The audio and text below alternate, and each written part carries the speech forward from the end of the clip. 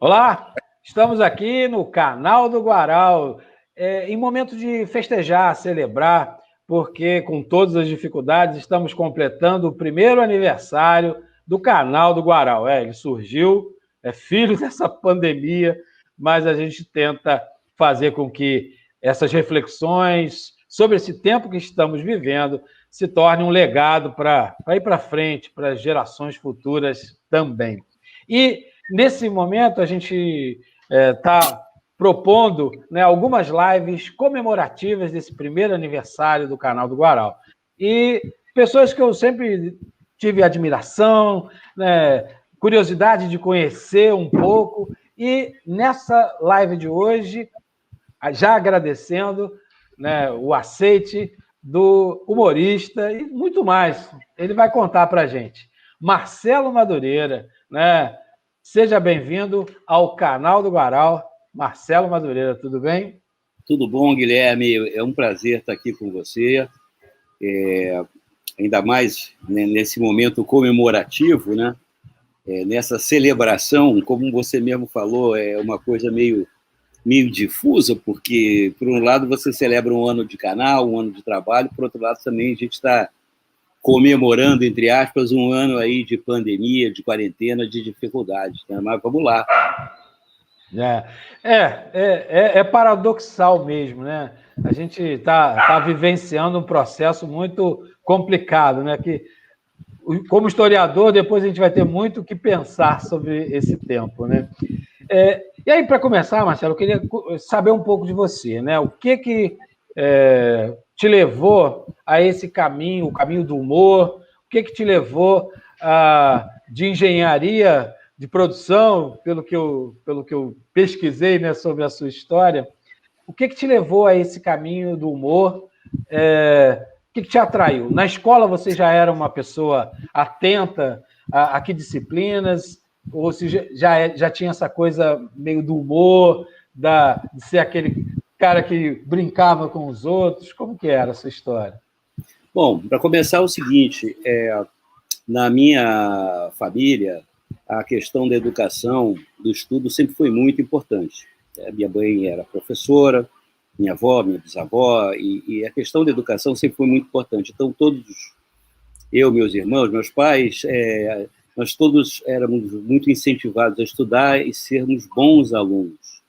Eu me orgulho de ter sido sempre um bom aluno, mas isso não me impedia também de ter assim uma personalidade de brincalhona, de observadora, crítica, e que isso se materializava, às vezes, né, em humor. Desde que eu me entendo por gente, na escola, eu tinha o meu jornalzinho particular, né, onde eu escrevia as fofocas dos colegas, as notícias principais, comentava as coisas, e eu percebia, né, como as pessoas davam valor àquilo, como davam, às vezes, uma importância até desmedida. E aquilo foi me dando gosto, né, pelas comunicações. Por outro lado, eu sempre também tive uma curiosidade científica muito grande, desde criança, por toda a ciência, por toda a ciência. Talvez influenciado pelo Monteiro Lobato, que eu digo que é o meu grande patrono literário. Logo que eu aprendi a ler, eu li a obra dele toda infantil, depois já emendei com a obra de adulto, e me tornei, felizmente, um leitor compulsivo, né? A coisa que talvez eu mais faça na minha vida é ler. E através da leitura, eu adquiri uma curiosidade científica muito grande, por todo tipo de ciência. Tanto que, quando eu fui me inscrever no vestibular, eu me inscrevi para medicina e engenharia. E só na hora final é que eu resolvi optar por engenharia. E o humor apareceu na minha vida quase como obra do acaso. Eu era engenheiro do BNDES, trabalhava no departamento de planejamento do BNDES, que era, naquela época, era o filé mignon do BNDES, reunia as melhores cabeças, com exceção da minha, claro, mas reunia as melhores cabeças. E eu tinha muito prazer naquilo que eu fazia, e o humor, para mim, não passava de ser de um hobby, de um divertimento. Mas as circunstâncias levaram a uma inversão. O que era hobby virou profissão, o que era profissão virou hobby. eu nunca me desliguei do estudo da ciência e passei a ganhar a vida falando bobagem, né? Falando babaquice, como eu digo.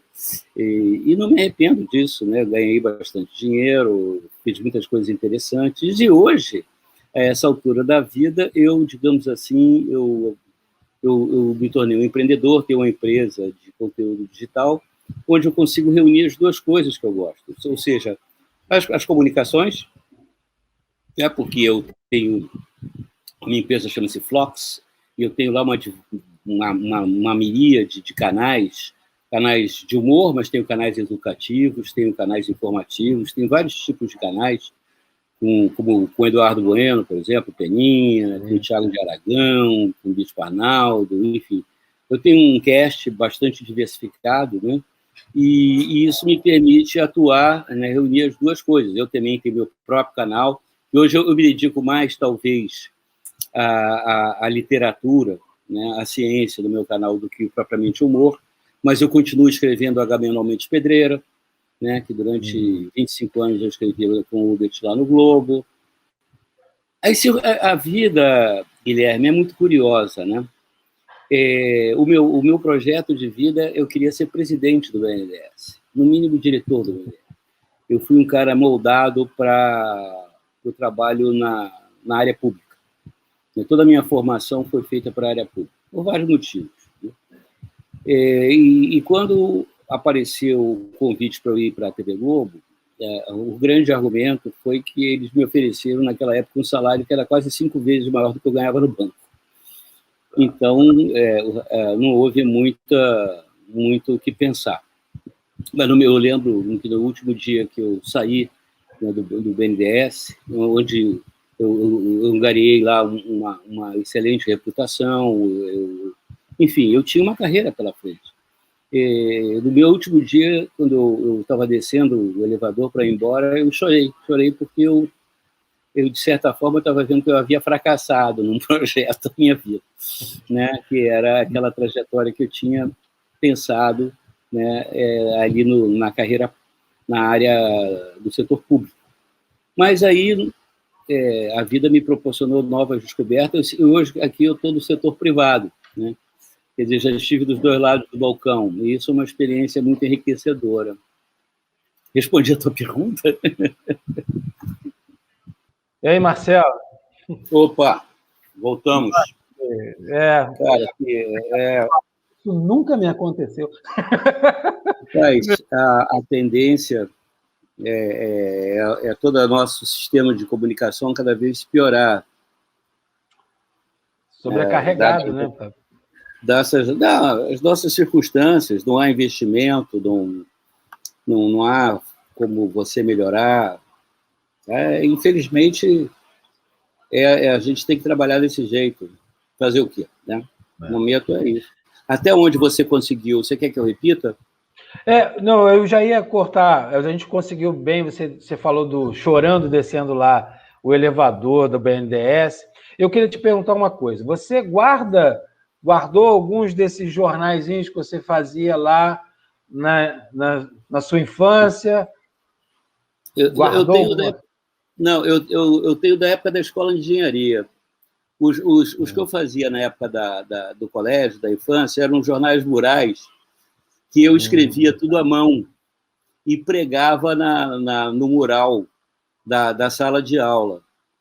Então, aquilo era um material que, muitas vezes, aliás, alguns leitores revoltados arrancavam e rasgavam as páginas. Era muito comum, né, no jornalismo, essa revolta, né? Então, infelizmente, se perdeu, porque eu fazia na mão, e com lápis, caneta, colorido, porque eu ilustrava também, e pregava lá e deixava. Né? Quando eu fazia o outro, eu tirava o velho, o que sobrava do velho, e botava o novo. Mas juntava gente para ver. O ser humano é muito curioso, né? Ele adora uma fofoca, ele dá um valor desmensurado para as coisas mais bobas, né? E isso que eu reparei logo, achei curioso, eu falei, esse negócio dá certo, né? É impressionante como as pessoas dão importância a coisas triviais, assim.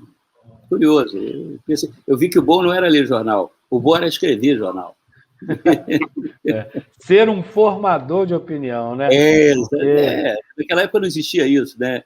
Existia, era ser dono, era ser, como se dizia, um tycoon, né? Tycoon, né? Como teve o Hearst, né? Como hoje é o Murdoch, né? Como teve o Roberto Marinho, Samuel Weiner, né? Todo mundo conhecia o jornal pelo nome. Chateaubriand, claro. Você conhecia o nome do dono, né? O Vitor Tivita, Roberto Tivita. Não era a Veja, né? Era os Tivita, né? Não era a Globo, era os Marinho. Né? Então, era um poder enorme. Eu logo cedo brincava, olha, o meu sindicato é dos donos do jornal, né? Não é dos jornalistas. Eu não sou jornalista, eu sou dono de jornal. É muito melhor. Eu tive uma vez com o venerando, respeitável, doutor Barbosa Lima Sobrinho, né? Uma das reservas morais do Brasil, quando o Brasil tinha reserva moral. Fui recebido por ele lá na OAB, me orgulho muito disso, muita honra, e eu brinquei com ele, não, doutor Lima Sobrinho, o meu sindicato não é o dos jornalistas, o meu sindicato é dos donos do jornal, por mais pequenininho que eu seja, meu sindicato é dos donos. E, Marcelo, me fala sobre isso. Assim, quando você começa esse jornal lá na engenharia, o pulo do gato para o Caceta Popular, né? E a sacada, que eu acho que era sempre algo que era muito apreciado, o trocadilho, a ideia da fake news, mas não com o sentido, né, de uma notícia, mas para provocar reflexão, riso. Como foi essa sacada sua e dos seus companheiros? Eu acho que é uma coisa muito intuitiva, né? O humorista, na verdade, ele é um cronista do seu tempo. Ele é um cronista dos costumes, é um cronista da política, é um cronista de tudo, sob a perspectiva, desculpe, do humor, né? Eu lembro que o nome Caceta Popular, eu sou paranaense, sou curitibano, então lá o jornal até hoje é Gazeta do Povo. Eu achava esse nome muito curioso, Gazeta do Povo, Caceta do Povo, Caceta Popular, daí que veio o nome. E eu lembro que o primeiro número da Caceta Popular foi quando morreu Dom João VI, o Papa, né, e estava para eleger o novo Papa. Ao mesmo tempo que o Brasil, a grande discussão no Brasil, começava a redemocratização, a questão de eleições diretas. Não só a eleição direta para governador, essa coisa, lá pelos anos 79, 78. Aí eu juntei os dois assuntos. Então, por que não faz eleição direta para Papa? Né? Por que você não faz eleição direta para... Por que um colégio de cardeais tem o privilégio de eleger o Papa? E tal? Aí foi a brincadeira, juntando as duas coisas, né? E aí comecei, quais são os atributos que o Papa tem que ter, né? Por que qualquer um não pode ser candidato a Papa? Esse foi nosso assunto. E o outro grande assunto naquela época, hoje, felizmente mudou, por que não tem mulher na engenharia? Né? Por que não existe mulher na escola de engenharia? Eu estudei a minha vida inteira em colégio misto, de repente cheguei na escola de engenharia, não tinha praticamente mulher. As mulheres que tinham lá eram indivíduos portadores do sexo feminino, né? Com raríssimas exceções. Eram umas moças, coitadas, tão feias, e isso para mim foi uma enorme decepção. Eu comecei, por que não tem mulher na escola de engenharia? Né? Enquanto na medicina, na arquitetura, tem tanta mulher, né? Na escola de engenharia, um bando de caras cheio de espinha, né? Cheio de espinha no rosto, um bando de nerd. Aquilo me revoltou muito. Né, e eu resolvi atacar esse problema. É engraçado, Guilherme, que quando você... aquela história, o cronista, né, o jornalista, ele tem que ter essa sensibilidade, porque a gente chama de talk of the town. Né? Qual é o assunto? O que pega realmente nas pessoas? E esses dois assuntos realmente acertaram no alvo, né? Sensibilizaram e mobilizaram as pessoas. Realmente, por que não tem mulher na escola de engenharia? Por que não tem eleição direta para Papa? Né? Essas histórias todas quando eu escrevo Agamenon toda semana, né? Então você já fica atento. Eu publico agora no Antagonista. Toda quinta e sexta-feira sai no Antagonista. Ficou muito tempo no Globo, né? 25 anos no Globo. 25 anos. Ininterruptamente. 25 anos. E virou filme, né, Marcelo? Sim, teve filme da Agamenon, foi um sucesso. Hoje estamos lá no Antagonista, temos lá o suporte do Diogo Mainardi, o querido Diogo Mainardi, meu amigo, do Mário Sabino também, e eu já estou aqui hoje maquinando, né? Eu estava te esperando aqui para conversar, amanhã de escrever Agamenon. Qual é o assunto? Né? Eu tô, tá na cara, qual é o assunto? Chuta aí. Tem vacina de vento, deixa eu ver, o que mais? Não, enfim. A mansão do Bolsonaro, a mansão do Flávio Bolsonaro, de 6 milhões. Rapaz, se ele, para pagar essa casa, ele vai ter que matar o coelhinho da Páscoa de fazer ovo, rapaz. Ele vai matar o coelhinho de ouro, o coelhinho dos ovos de ouro, porque haja chocolate para comprar uma casa de 6 milhões de dólares, 6 milhões de reais, que seja. O que ele vai fazer com aquela casa toda também? Para que aquilo tudo? Enfim, aí mas, no fundo, não é um pouco de sublinhar a impunidade, Marcelo? Porque, ao mesmo tempo que está conseguindo... Claro, é o que eu estava conversando com a minha mulher ontem. Por que a nossa classe política, não toda ela, mas só uma minoria de 90%, mais ou menos, né, faz essas coisas todas nas nossas barbas, na sua principalmente, né? Aliás, a sua barba é de extremo bom gosto. Você está parecendo até o padre Fábio de Mello. Extremo bom gosto. Eu sou um fã do padre Fábio de Mello, né? É um homem viril, é um líder religioso e é um homem de um extremo bom gosto. Eu tenho um pôster do padre Fábio de Mello nu no meu armário, que é para me inspirar. Mas, enfim, vamos voltar. Os políticos vamos voltar à notícia. Os nossos políticos, essa minoria de 90%, mais ou menos, faz isso na certeza da impunidade. Na certeza... Eu até vou estender um pouco, Guilherme, aqui no canal do Guaral, eu estendo isso aos nossos homens públicos, não são só aqueles que se dedicam à atividade parlamentar. Eu diria aqueles que ocupam tanto o poder executivo como o poder judiciário, também só uma minoria de 90%, eles têm uma visão do poder absolutamente patrimonialista, né? Ou seja, eles veem o poder, né, eles veem o munus público, o cargo público, como uma propriedade privada, né? Eles legislam e eles trabalham em função dos seus interesses privados, próprios, antes de mais nada. O que sobra, deixam aí, isso em nome do interesse público, claro, mas, no fundo, eles estão atrás de um dinheirinho. Tem uma noção, me contava uma piadinha, eu morei muito tempo em Cabo Frio, e ali tem uma região de salinas, né, e de areia, indo para Arraial do Cabo, né, e aí chegou alguém, né, um fiscal do IBAMA foi enquadrar uma pessoa que estava tirando areia ali. Aí chegou, meu amigo, o senhor não pode fazer isso, isso é um crime, isso aí é patrimônio público. Ué, é público? Estou tirando a minha parte.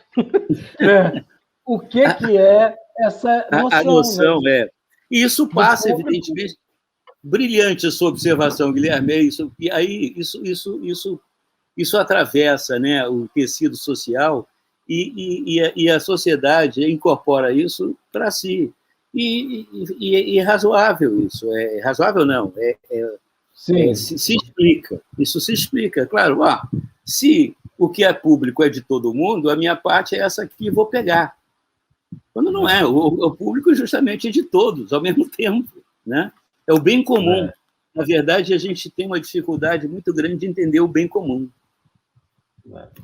É o problema. Marcelo, outra questão para você. Assim, como é que foi? Você falou até dessa cena, eu vi até a cena, você descendo lá do elevador, dos elevadores do BNDES, para ir para a Globo. Parecia ser um contrassenso. A Globo já tinha essa pecha de, né, sistema de participar do sabe, ser uma das operadoras do sistema, ser filhote da ditadura, enfim.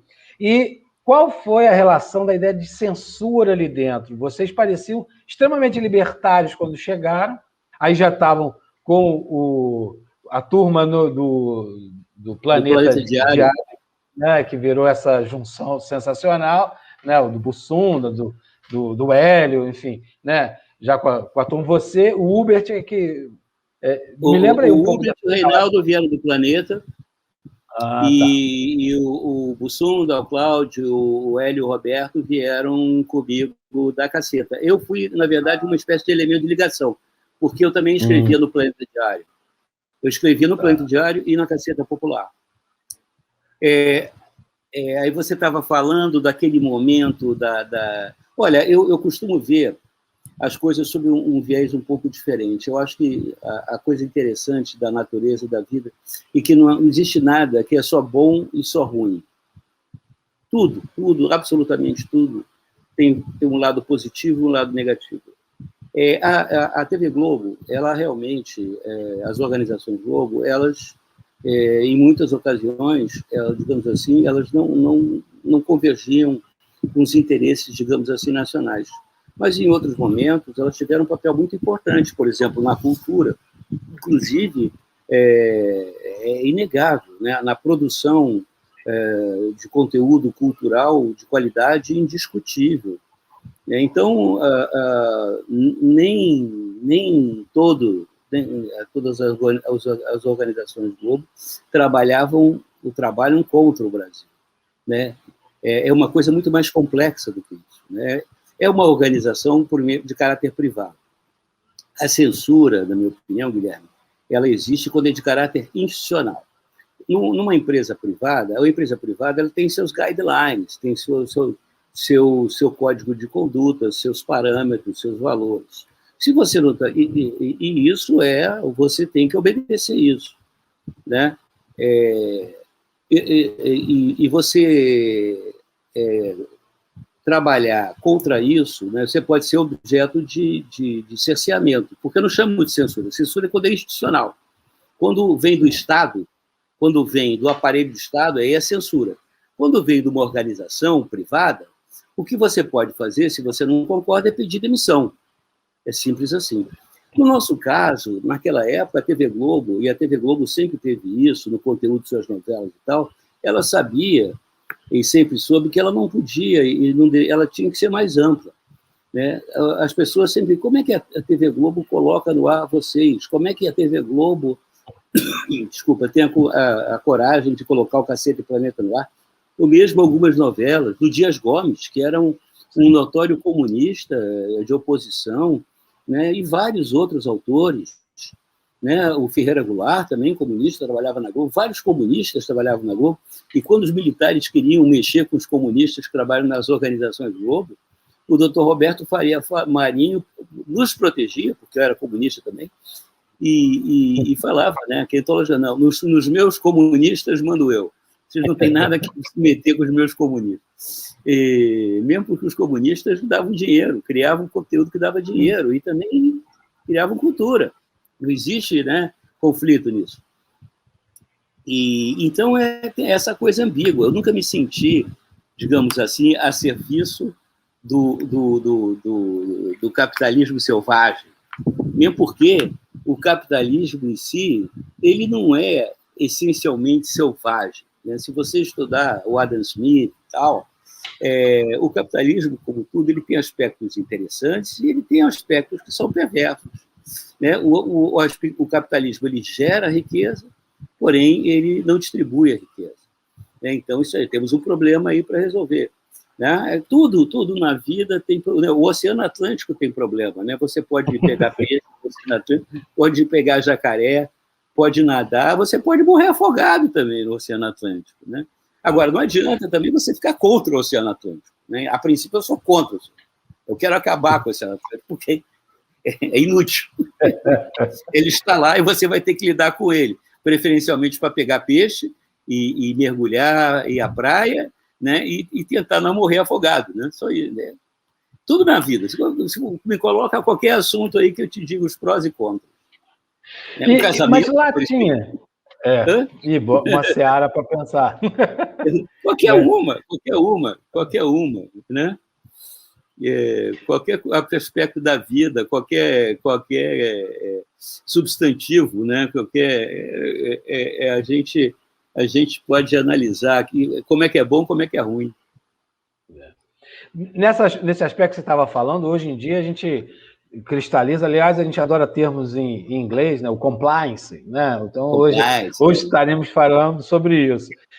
Mas tinha algum tema que chegavam para você, Marcelo, galera, olha só, pode falar de tudo, mas disso aqui não, tá? Por exemplo, não vamos falar da queda do Vasco. Não. Quer dizer, quando começou a existir isso começou a existir, eu diria grosseiramente assim, para resumir, depois que o Boni e o Daniel Filho saíram da direção da empresa. Quando outros executivos assumiram a empresa, eles primeiro que não tinham uma formação de show business, não tinham uma ideia de como é que funciona o show business. Então, eles começaram a colocar uma série de questões de natureza de mercado e tal, que não são... É aquela história, o nome é show business. É 50% show, 50% business. Essa é a mágica. Quando você consegue esse equilíbrio, aí tudo dá certo. Quando é 60% ou 80% show e 20% business, você tem prejuízo. Quando você inverte, quando você é 80% business, 20% show, também não dá certo, né? Você perde o interesse, você perde a novidade, você perde a mágica do negócio, você estraga o produto, você mata a galinha dos ovos de ouro. E eu acho que a TV Globo, ela, a partir de um determinado momento, ela passou a ter uma conduta, do ponto de vista de gestão, passou de um extremo ao outro, né? Então, ela passou... Uma vez eu tive um insight, já na época que eu já estava saindo da Globo, eu estava lá almoçando, lá no restaurante, e olhando as pessoas em volta, o comportamento delas, o modo de se vestir, conversar e tal. Eu falei, caramba, eu poderia estar no restaurante da IBM, da Xerox, do Bank of America, que seria o mesmo... Isso não é comportamento de empresa de criação. Isso não é empresa de criação. Uma empresa de criação, ela é efervescente, ela tem uma vivacidade, ela tem uma coisa interna muito grande, né? Essa a questão do artista, né? O artista é um constante insatisfeito, ele está sempre agoniado em busca do novo, da obra. E aí eu vi que aquilo ali tinha morrido dentro da TV Globo. Eu comecei a comparar a TV Globo até com a União Soviética. A quantidade de instâncias deliberativas, de comitês, a burocracia interna para você aprovar uma ideia era tão grande que uma vez eu brinquei, rapaz, isso aqui está virando a União Soviética. Agora eu vou lembrar vocês, a União Soviética acabou, hein? No more, hit the dust, acabou. Vocês querem acabar também? Eu saí. Quando vocês... aí uma questão... vocês estavam lá fazendo, né, cada turma, cada tribo, de certa forma, fazendo os seus jornais, se juntaram, de repente veio o convite. Vocês, se não me engano, vocês já começaram a fazer a redação do TV Pirata, que foi algo, né, bastante revolucionário, né? Na época, assim, dos anos 80. Tinha total liberdade lá dentro, a liberdade era total. Eu chegava, o Boni mandava material para ver se serve para TV Pirata. O Boni, a gente lia assim, não, Boni, tá uma merda. Aí ele tem razão, tá uma merda, joga isso no lixo. E aí vocês começaram a entrar num processo que, assim, sabe aquela coisa do toque de Midas, né? Com programa, com sucesso, fazendo show, cantando, gravando CD, né? Como foi esse turbilhão? Se vocês tinham noção, em algum momento vocês paravam criticamente assim, peraí, deixa eu observar que fenômeno é esse, ou vamos aproveitar enquanto tiver suco, né? Isso mexeu com a cabeça de vocês. Observação. Talvez eu era uma voz solitária ali, porque talvez por causa da minha formação, da minha trajetória, eu era o único que dizia, pessoal, vamos planejar aqui, vamos fazer um planejamento estratégico, vamos organizar essas coisas aqui, né, para a gente, mais nada, ali, principalmente o Bussunda e tal, isso aqui não é o BNDES, não, rapaz, isso aqui é outra história, não sei o quê. Aí eu ficava meio que falando para as paredes, né? Tanto que, na minha opinião, eu acho que a gente poderia ter tido uma sobrevida maior, né, do ponto de vista de produto, mas talvez por essas divergências... Voltou, aí hoje foi mais rápido, esse agora foi mais rápido. Mas estava dizendo, né? Talvez por essas divergências de visão de negócio, a gente não durou o que poderia ter durado. Tanto é que hoje eu sou o único que realmente... Eu estou no show business, né? Estou no meio, sou hoje um empreendedor do show business. Eu, até o ano passado, eu produzi o canal do Cacete Planeta na internet, mas eu parei. Parei por quê? Porque eu não via, por parte dos meus sócios lá do Cacete Planeta, o elan vital necessário para atuar na internet. Entendeu? Eles estavam com uma cabeça muito de aposentado, né? E eu não me conformo com essa... Eu não tenho cabeça de aposentado, jamais terei. Entendeu? Então, o meu pijama eu só uso para dormir, entendeu? Aliás, às vezes nem uso pijama. Então, eu estou aí. A Flox é uma empresa que os cacetas não participam, eles participavam só como contratados.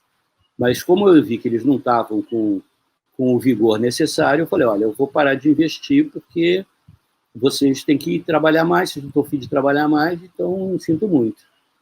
Por enquanto, as atividades estão encerradas. Eu fico pensando aqui como eu posso aproveitar o Cacete Planeta, pelo menos o acervo, para colocar na internet. Estou pensando isso, mas não conto mais, digamos assim, com os Cacetas e Planetas no seu atual momento. Eu acho que eles estão com outros objetivos, o que eu respeito.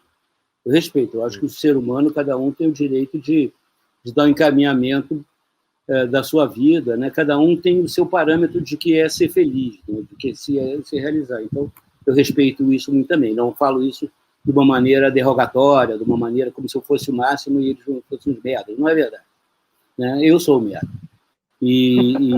Mas os meus parâmetros são diferentes. Qual a importância dessa memória do Caceta, na sua opinião, para essa sociedade atual nossa, discutir o politicamente correto ou incorreto, né? O que traria? Guilherme, eu tenho tudo que a gente fez, tudo digitalizado, é um material enorme e indexado e tal. O que me deixa espantado e desanimado é a atualidade do nosso humor. Quer dizer, não é que o nosso humor continue atual. O Brasil é que continua. Muda. Não muda, né? O Brasil continua essa coisa disfuncional, esse país apegado ao atraso, apegado àquilo que tem, talvez, de pior, e não é o nosso povo, não. É a nossa upper class, são as nossas elites, no melhor sentido do termo. Mas você vê uma coisa, né, Guilherme? Uma sociedade que, em pleno século XXI, metade dela não tem acesso ao esgoto, que é uma conquista do século XIX, e acha isso tudo muito normal, né? Prefere ficar discutindo a imunidade parlamentar, cara, não pode dar certo, né? Não tem a menor chance de dar certo. Achar que vai dar certo um troço desse é se iludir. Essa dimensão do humor, atualmente, você acha que a gente tem perdido a graça?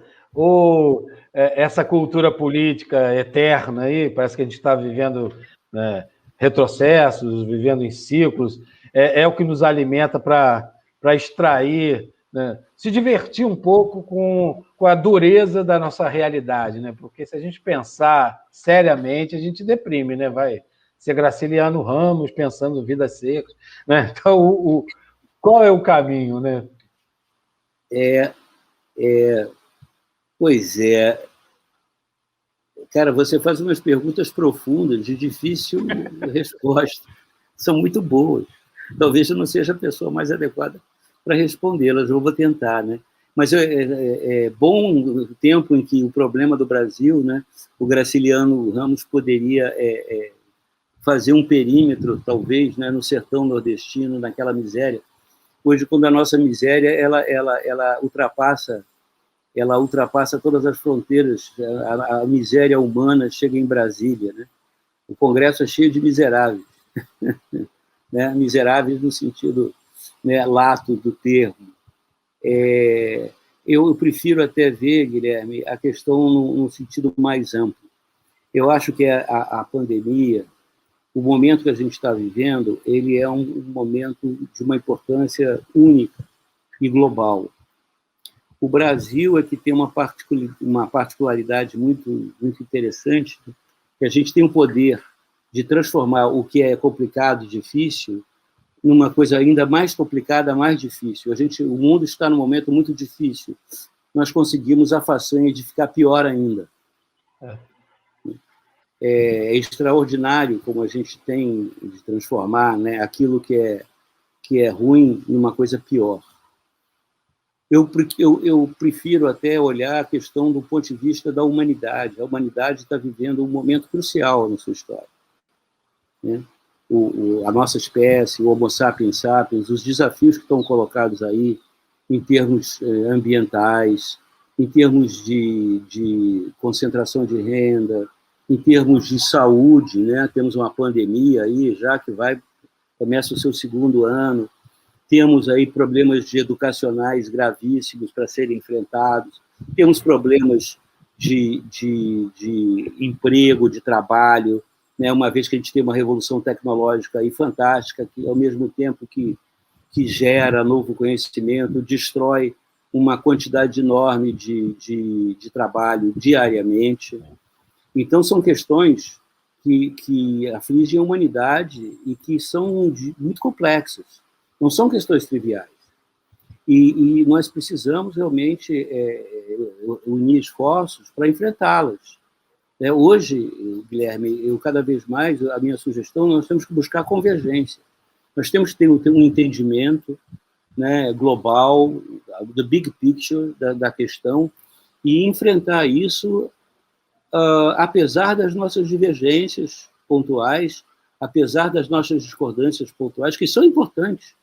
É muito importante, né? A unanimidade, né, ela é perigosa. Ela é perigosa. Então, da divergência vem a síntese, né? Vem a luz. Então, eu acho que é muito importante, realmente, a gente buscar juntos o enfrentamento das questões e, principalmente, Guilherme, saber quais são as questões que a gente tem que enfrentar. Eu sou, por exemplo, muito invocado, né, com essas questões aí identitárias. Não que elas não sejam importantes. O racismo, o preconceito, o machismo, todo tipo, né, dessas questões, elas têm sua importância, mas elas não são, hoje, no momento, talvez as mais importantes a serem enfrentadas, mesmo porque elas dividem a humanidade, elas não unem, né? Agora, eu tenho certeza que, por exemplo, se todos nós fizermos um grande esforço na direção de educar a sociedade, de dar maior educação às pessoas, você vai ter uma sociedade menos preconceituosa, mais tolerante, menos racista, mais plural. A educação é tudo. Eu acho que a educação é mais importante discutir por que não tem educação para todo mundo do que você discutir políticas de cota para determinados segmentos da sociedade, né? ou discutir se determinadas formas de orientação sexual determinam determinados privilégios. Isso, para mim, tudo é perda de tempo. Não é que seja bobagem, mas não se coloca no momento, é o enfrentamento equivocado da questão. Voltou de novo. Voltou, hoje é o enfrentamento equivocado da questão, entendeu?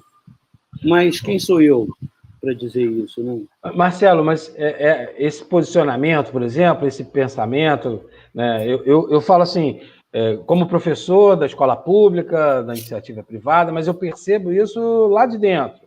Como é um projeto para que não dê certo, para que não criemos essa massa crítica que seja passível de ser conduzida.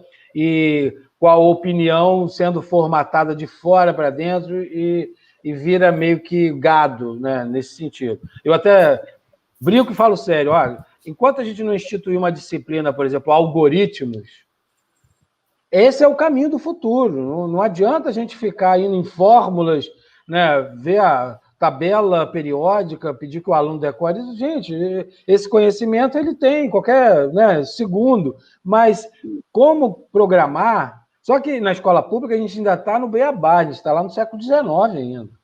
Não, né? Hoje a questão, você deve saber até melhor do que eu, né, Guilherme? A questão no mundo hoje é, primeiro, o processo de adquirir conhecimento, de aprendizado, ele não é mais uma etapa da vida.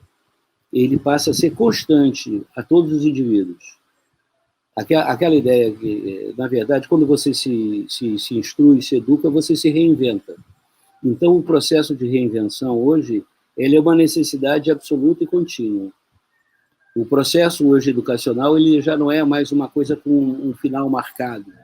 Ele tem que continuar ao longo de toda a vida do indivíduo, independente do que ele faça, para que ele possa acompanhar as transformações né, da tecnologia, das humanidades, de tudo. Não só da tecnologia, não, mas das próprias ciências sociais e tudo mais. Em segundo lugar, a grande questão hoje é o que as crianças, os jovens, têm que aprender e de que forma. Qual é o tipo de conteúdo que a gente tem que oferecer para que os jovens... É diferente, é verdade, né? Talvez, será que todos os jovens têm que aprender a fundo como é que funciona a tabela? Eu não sei. Né? O que os jovens, o que as crianças têm que aprender e de que forma? Existem já grandes discussões, né, nos países mais adiantados, né? Algumas coisas já se sabe, que, por exemplo, o aprendizado é um processo coletivo, ao mesmo tempo ele é individual, porque cada ser humano tem suas próprias características, suas próprias habilidades, né, suas próprias pendores, né, ao mesmo tempo que um processo em que você junta, né, os interesses diversos, você consegue uma evolução maior daquele conjunto. Então, o processo de aprendizado ele tem que ser em grupo, em equipe. Mas também não se sabe muito mais do que isso. Não sabe, por exemplo, qual seria o conteúdo. Algumas coisas a gente sabe, ler, escrever, né, os fundamentos da aritmética, as 4 operações, as ideias de fração, percentagem. Mas, por exemplo, meus netos, né, será que eles devem aprender a escrever em letra cursiva? Eu acho que a aprendizado da letra cursiva é importante para a questão da habilidade motora. Mas hoje tudo que a gente escreve, que lê, é em letra de imprensa, né? Não é em letra cursiva. Eu não sei. A primeira coisa que a gente tem que falar é assim, cara, eu diria que a maioria das coisas eu não sei. A gente só vai descobrir, assim, como está fazendo agora, conversando, debatendo. Ainda mais você que é um educador, né? Eu acho que você tem muito mais a contribuir. Juntos, talvez a gente possa chegar a algum lugar. Sozinhos, não chega a lugar nenhum. Tem experiências interessantes, Marcelo, assim, por exemplo, acho que na Noruega, que o currículo é como construir uma casa. Assim, e aí vira um projeto coletivo que vai ter que ter matemática, vai ter que ter história, vai ter que ter ciências. Então, assim, né, eu acho assim, essas propostas interessantes, que no Brasil fica um cara de, nossa, escola caríssima, escola parque, enfim, né, nesse patamar, mas que tem uma questão que vai fazer o indivíduo ser pensante e não reproduzir conhecimentos que não criam, né? Agora você me fez pensar uma coisa interessante, que até hoje o processo educacional ele é, digamos assim, ele é um processo que é terminativo, ou seja, o indivíduo entra na escola por volta dos 5, 6 anos, 7 anos, e tem que sair ali por volta dos 23, 24, se ele não seguir a carreira acadêmica, né? Ou seja, se ele for fazer um mestrado, um doutorado. Para quê? Então, é a idade que a pessoa, teoricamente, teria que estar pronta para entrar no mercado de trabalho. Isso não é mais verdade.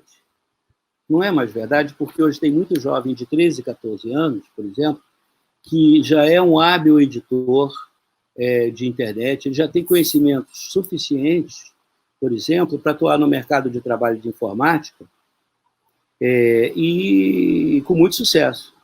Agora, ao mesmo tempo, ele sabe, esse próprio jovem de 13, 14, 15 anos, ele sabe que se ele não continuar o processo dele de aprendizado, ele vai ficar para trás.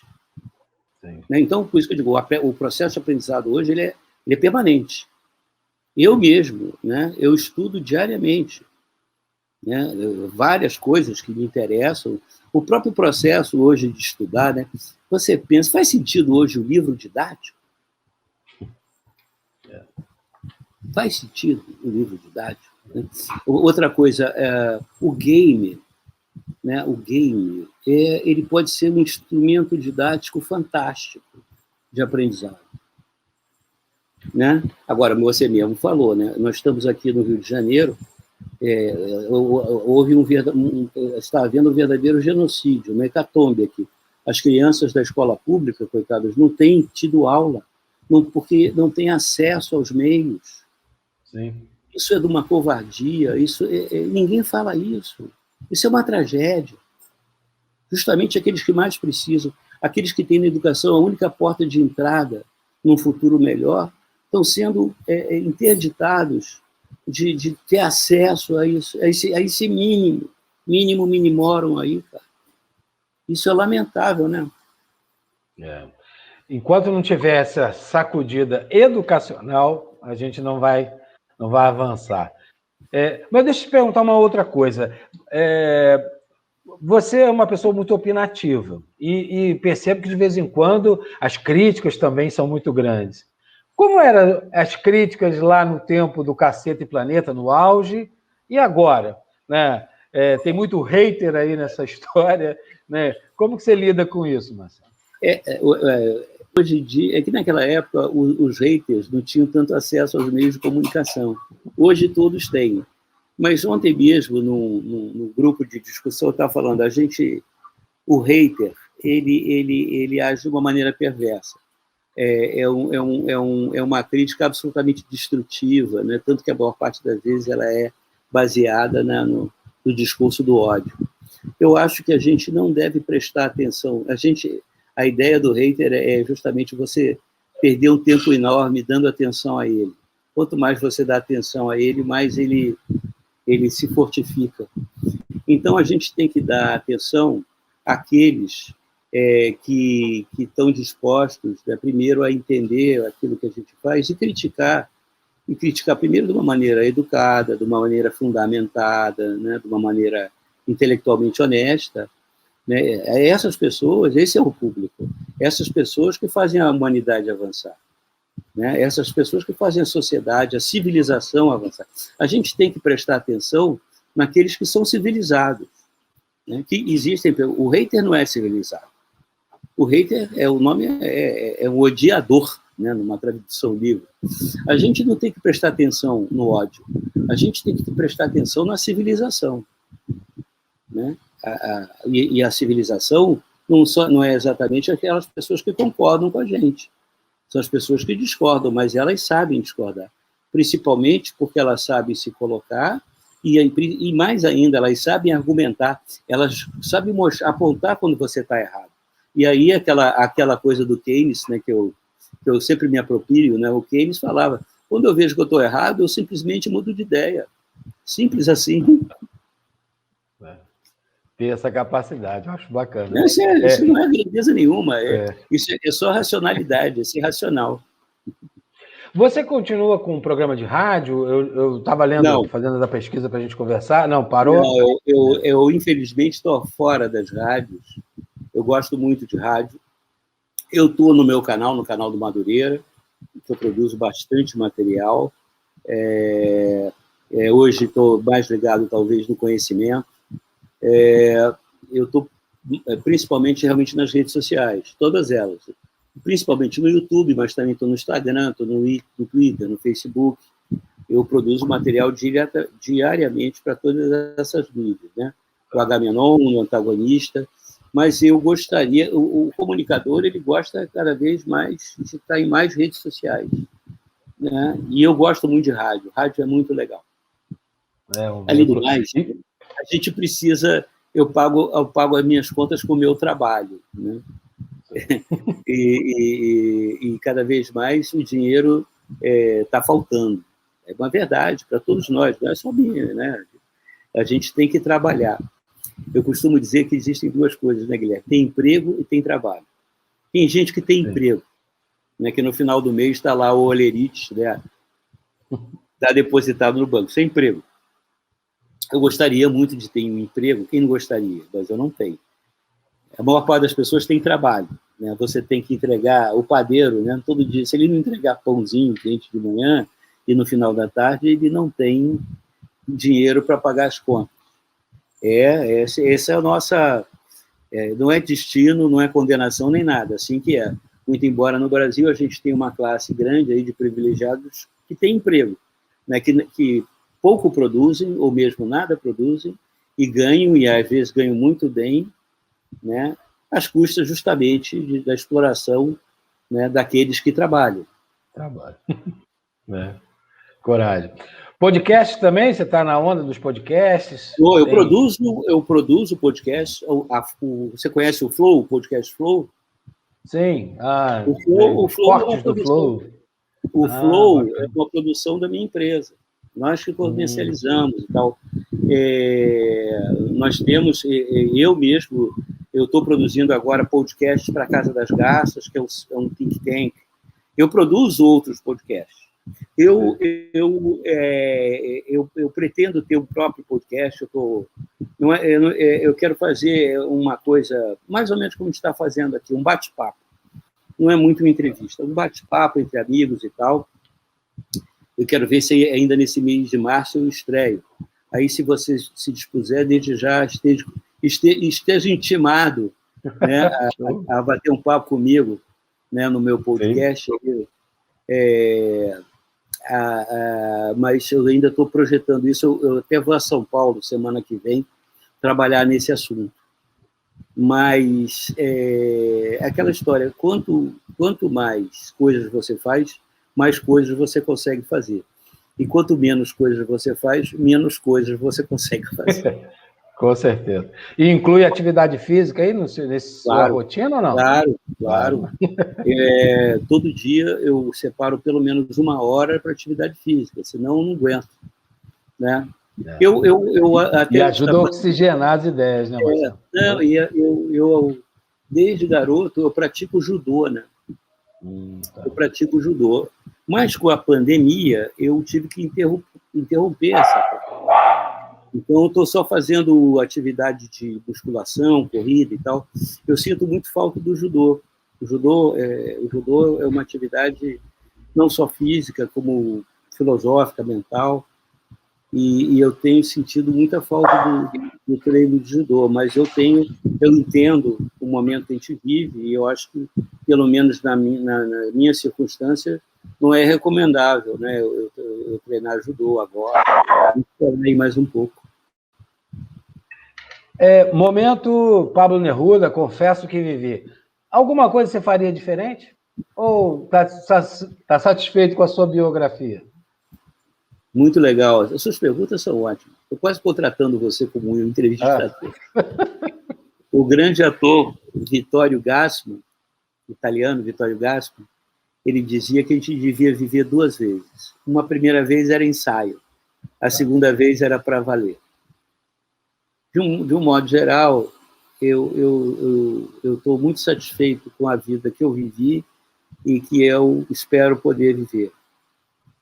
É evidente que, né, algumas decisões que a gente tomou e que a gente depois viu que não eram tão certas, né, a gente se arrepende e tal. Mas você é um cara de história, né? E em história não existe ser. A história é uma coisa... a vida é uma coisa curiosa, né, Guilherme? Assim, que a gente sabe tudo sobre o nosso passado, tudo, e não pode modificar nada. Né? 1 vírgula. Em contraposição, a gente não sabe nada sobre o nosso futuro, nada. mas, em contrapartida, a gente pode modificar ele todo, mesmo não sabendo nada. Eu tenho uma coisa, eu gostaria muito de ter estudado na London School of Economics. Eu tinha esse projeto de fazer um curso lá de mestrado, provavelmente doutorado. Eu acho que eu tinha todos os pré-requisitos para poder cursar a London School of Economics. Mas os fatos da vida foram me distanciando desse projeto, né? E aquela velha história do se eu tivesse estudado na London School, provavelmente não estaríamos conversando aqui agora, né? Eu não teria esse privilégio de estar conversando aqui com você. Poderia ser um ministro da Economia, por exemplo, né? Mas eu não sabia que você me detestava tanto, a gente pouco se conhece. Não, não. Mas em outras situações, com certeza, é um cargo necessário, né? Precisa de humor até, né? Mas coisa que não tem sido muito, né? Muito usual, né? A internet tem nos pregado muitas peças, né? Então essa entrevista ficou cheia de idas e vindas, aguardando o Marcelo para a gente poder encerrar, né, esse nosso momento aqui. Durante o mês de março, nós vamos fazer algumas lives de comemoração, de aniversário do canal do Guaral, ok? Hoje a gente está realizando essa live, essa conversa com o Marcelo Madureira, né, que durante muito tempo, né, fez parte do Caceta e Planeta, né, um lendário grupo, já virou um lendário grupo de humor, né? Então ele está contando essa história para a gente. Mas você estava falando, né? Quer dizer, eu estava falando assim, é uma coisa assim muito íntima minha, mas eu submeto aqui ao nosso público, né, para debate. Às vezes eu penso em ir embora do Brasil. Hoje eu me sinto mais um cidadão do mundo.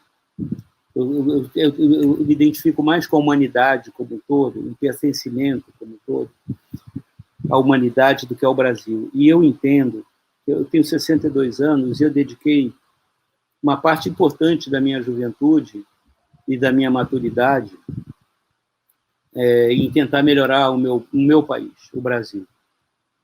Foi inútil. Não deu em nada. E hoje o Brasil ele faz mal à saúde. Imagina o Brasil como não faz mal à saúde dos milhões de nossos pobres e miseráveis que não tem nem o que comer aí, como ganhar dinheiro, como sobreviver a essa pandemia, que estão aí nos hospitais, né, nas filas aí de benefícios e tudo. Eu sou um privilegiado, eu que sou um privilegiado, sinto enorme desconforto, mesmo porque me incomoda andar na rua e ver a miséria, ver a pobreza, quando não precisava ser assim, não deveria ser assim. E então eu pensava assim, eu acho que eu mereceria viver os próximos anos numa sociedade em que pelo menos no cotidiano não me fizesse tão mal. Eu de manhã acordo, abro os jornais e ao ver as notícias sobre o Brasil, sobre as nossas autoridades, aquilo me faz mal. E eu andar numa cidade em que eu não posso andar à noite, eu sou cercado de ameaças, uma sociedade basicamente onde não tem lei, né, onde você tem um crime organizado cada vez mais forte, onde você tem as instituições cada vez mais corruptas. Tudo isso faz mal à saúde do indivíduo. Aí eu tenho um sonho assim, eu gostaria muito de passar alguns anos na Noruega. Né, na Noruega, para você ver, Oslo tem 300 mil habitantes. Oslo é menor do que o meu bairro. Né? Lá você tem as 4 estações do ano, né? E lá você pode andar sossegado a hora que for, sem susto nem nada. Aí eu poderia só observar o meu país ao longe, né? Eu acho que eu mereço esse descanso, mas quem não merece? Talvez outros mereçam ainda muito mais do que eu. Eu acho que às vezes a gente viver aqui no Brasil, você pensa, eu sou ateu, mas cara, o que eu fiz para merecer esse destino? Né? Porque também a gente poderia, né, Guilherme, ter uma atitude assim muito insensível, né, hipócrita, né, cínica, Ah, eu estou me dando bem, eu vivo bem, que se dane os outros, dane-se os outros que se explodam. Para mim está tudo bom, eu não estou nem aí. Mas, infelizmente, eu não tenho essa capacidade. Né? Eu me emociono, eu me incomodo, eu me aborreço, eu sinto raiva, sabe? Eu me sinto impotente, incapaz. Né? Eu vejo a dimensão da ignorância que graça naqueles que têm poder, né? Naqueles que poderiam fazer alguma coisa em benefício da sociedade, ou porque não querem, ou porque não sabem. Então, cara, tudo isso me deixa muito desiludido, muito desmotivado.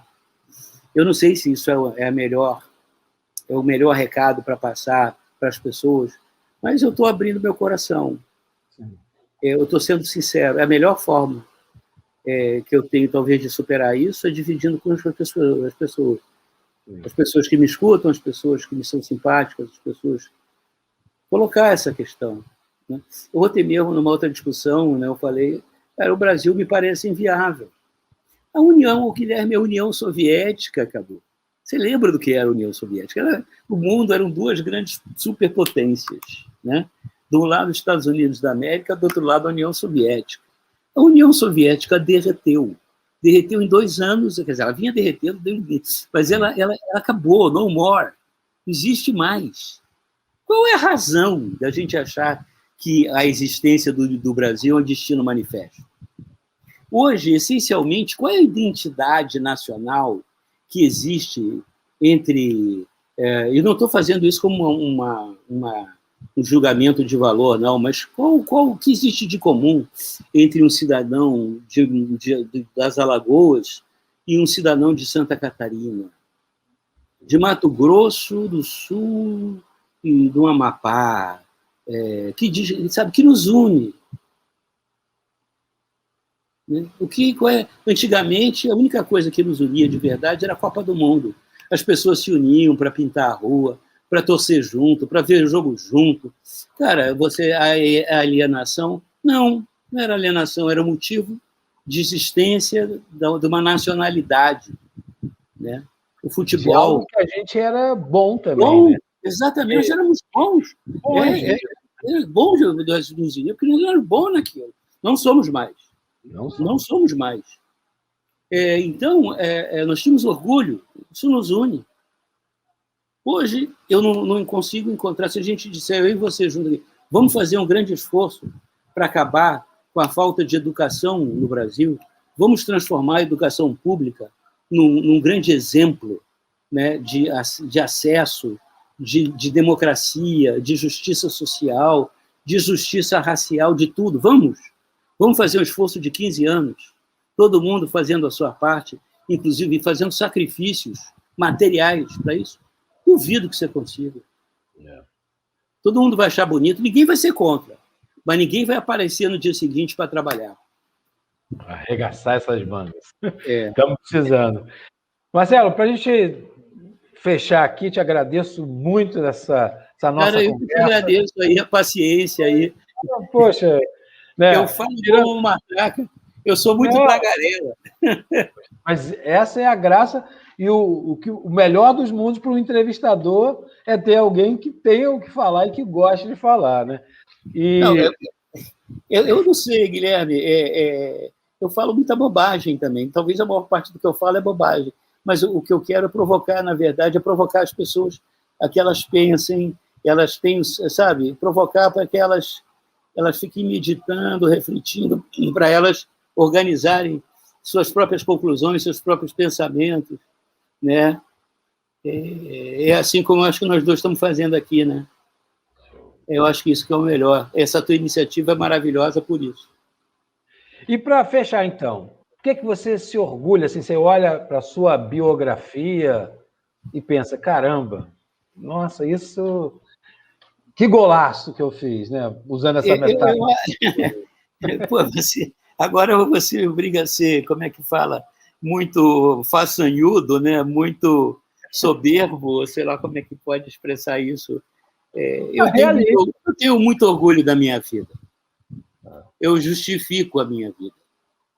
Eu acho que cada ser humano, por mais simples que seja a sua atividade, né, por mais humilde que seja, ele tem que se justificar a sua existência, sendo um bom cidadão, um bom pai, um bom companheiro, né?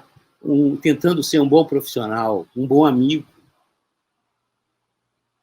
Eu não sei se eu consegui tudo isso, mas eu fiz uma força danada. Eu estou aqui muito emocionado. Eu me orgulho de ter vivido, e pretendo viver muito ainda, sendo a pessoa que eu sou. Eu, todo dia, eu posso me olhar no espelho com muita tranquilidade, muita paz de espírito. E sempre com aquele meu moto. Né? Eu sei que eu vou morrer ignorante. Não tenho a menor dúvida disso.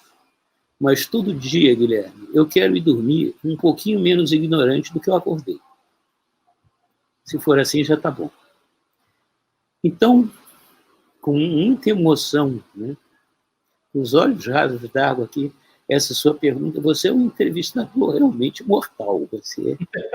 Você consegue realmente ir... Isso são poucas pessoas. Você vai fundo, né? Você consegue mobilizar as pessoas. Com os olhos, com a voz vacilante, que eu digo assim, como a Violeta Parra, né? Graças à vida que me ha dado tanto. E vamos em frente, não é isso, Vamos Marcelo? Em frente. A gente faz por onde, né, Guilherme? A gente faz por onde. Marcelo, muito obrigado. Valeu. Muito obrigado.